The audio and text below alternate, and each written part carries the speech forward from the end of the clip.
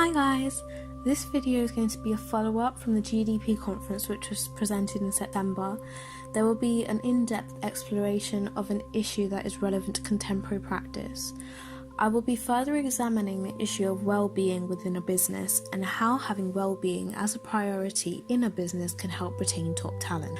I will then be explaining why well-being is important, what a business needs to do to retain top talent with supporting facts and figures. I will then be explaining how employees who do not have well-being as a priority affect a business. In comparison to this, I'm going to be talking about how employees who do have well-being as a priority affect a business.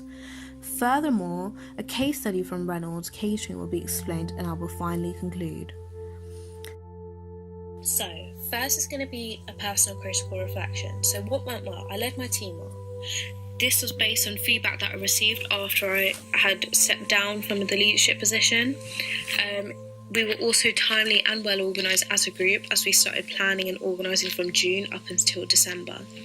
On the actual conference day, there was a lot of interest by large companies in our chosen topics such as Reynolds Catering and Rolls-Royce. Many companies such as these two companies also took the information leaflets away that were provided at our stand and they began to implement our ideas in their strategies.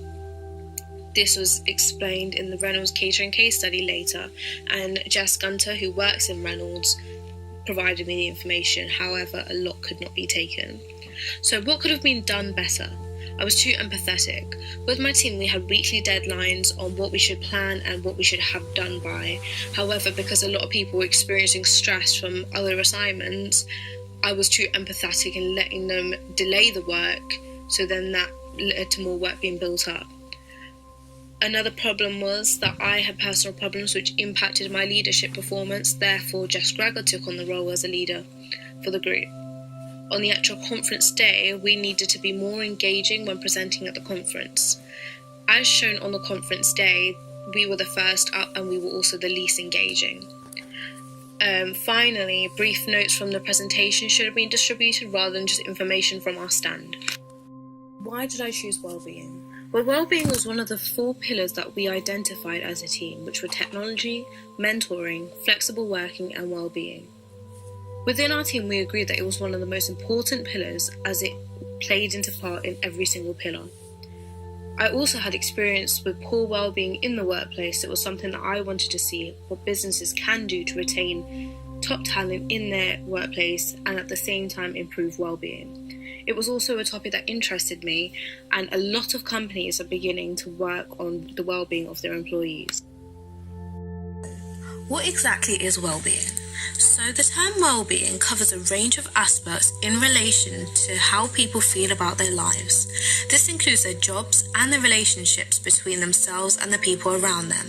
It has to do with their own character, home and social life, and their life in the workplace. However, according to ACAS, employers have an influence on an individual's sense of well-being and how they perform in a workplace. So, why exactly is well-being important? Well-being is an important and essential trait to have in a business as it can have an impact on many factors that relate to businesses. For example, reputation. Reputation is one of the factors that is affected by not looking after an employee's well-being within a business. If a business does not make well-being a priority, there will be a higher staff turnover due to the employees not receiving the benefits that are necessary. Therefore, they are more likely to leave the company. From this, they could write bad reviews, speak to potential applicants, and this can lead to a bad reputation forming in the business world. By ensuring that well-being is being prioritised within an organisation, it can lead to staff being more engaged and prioritised within the organisation. Thus, by building relationships and raising recognition outside the workplace, it can aid the business in building their company's reputation. This can raise the awareness of the business promoting well-being and how well they treat their employees, therefore leading to a lot of happy employees. What exactly was the issue? The issue that we identified in our conference was 21st century organisations are facing a significant amount of change as new generations are moving into the workforce and the increasingly connected world.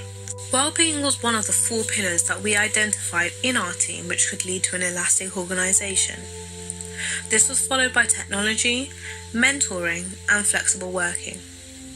We identified that businesses need to be able to adapt in order to maintain their competitiveness in an evolving environment to meet the needs of what we described as the modern employee. The modern employee is a term that we came up with as a group and defined it as an employee with a growth mindset who appreciates guidance and feedback from a mentor or coach and thrives in dynamic environments. Their age is not limited. CIPD identified 7 domains that are in relation to employee well-being. Although it is about the health and well-being strategy about an individual's needs, the content should be unique and modified to suit each organisation and their workforce. The first one was health. This included physical health, physical safety, and mental health. The second domain was good work. This involved the working environment, good line management, work demands, autonomy, change management, and pay and reward. The third domain was values and principles, leadership, ethical standards, and diversity. The next domain was social, employee voice, and positive relationships. Number 5 was personal growth, career development, emotional, lifelong learning, and creativity. The 6th one was good lifestyle choices, physical activity, and healthy eating. Finally, financial well-being. This included fair pay and benefit policies, retirement planning, and employee financial support. So, how can having well-being as a priority affect a business and retain its top talent? As explained in the conference, it was identified by PESI 2017 that having well-being practices increased engagement and productivity, and it also reduced absenteeism and presenteeism. This cost the UK around £73 billion a year. Due to an increase in the level of awareness and destigmatisation of mental health issues, there has been a greater focus on employee well-being in the workplace. By having healthy employees in both body and mind, they are statistically more likely to be engaged, proactive, and collaborative, therefore reducing business costs through absenteeism.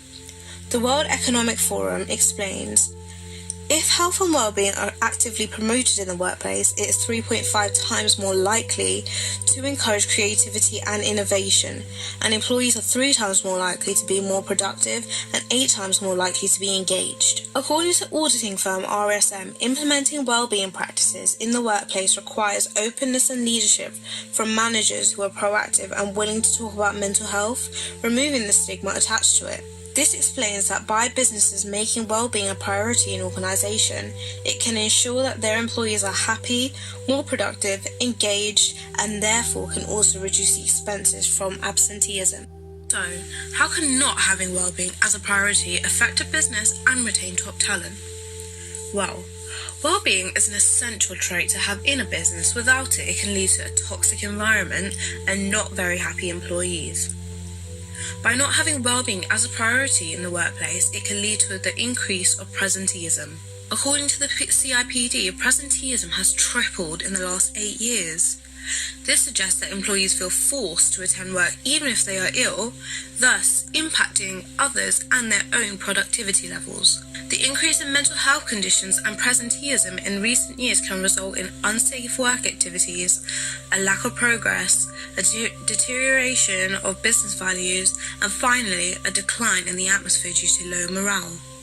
Businesses can be affected financially and through reputation if well-being is not seen as an essential priority in the business. This is due to the high levels of presenteeism and absenteeism, which can lead to an increase in the level of staff turnover, therefore leading to a business having to spend more money to advertise their roles and hire more employees when staff do not come in for work. Now it's time for some facts and figures.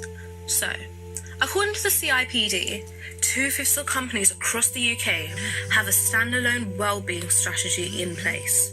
However, most organisations are least concerned with financial wellbeing. Now it's time for the Reynolds case study. After coming to see our presentation in December 2018, Reynolds' HR director and their L&D manager both said that they found it very interesting and will use some of our content to help implement wellbeing practices at Reynolds.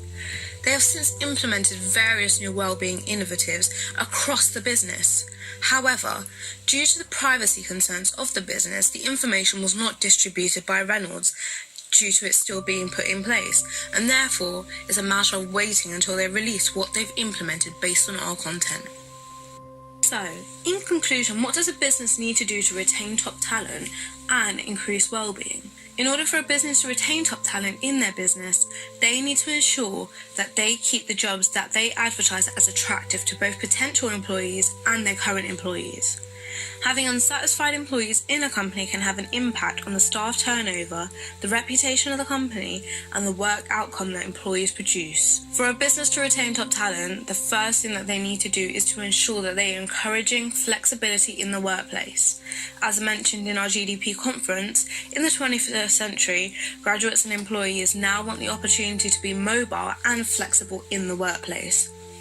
This means that they don't want the standard 9 to 5 hours, but they want remote working hours, flexible hours, and sabbaticals.